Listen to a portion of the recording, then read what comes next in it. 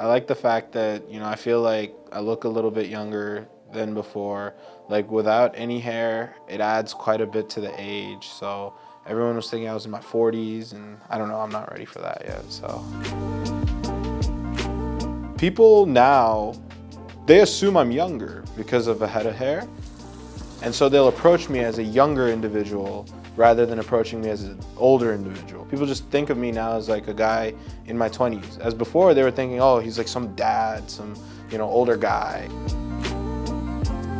I started losing my hair about 6, 7 years ago. I was like 19, 20. That's when it started, really. I started noticing that more hair was falling out of my comb, and there was just a little more patchiness in my hair.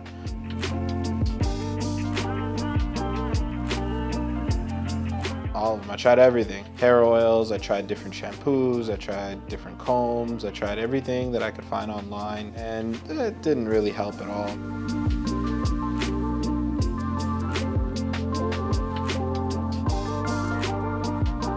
If you can afford it and you want to do it, it's a good option.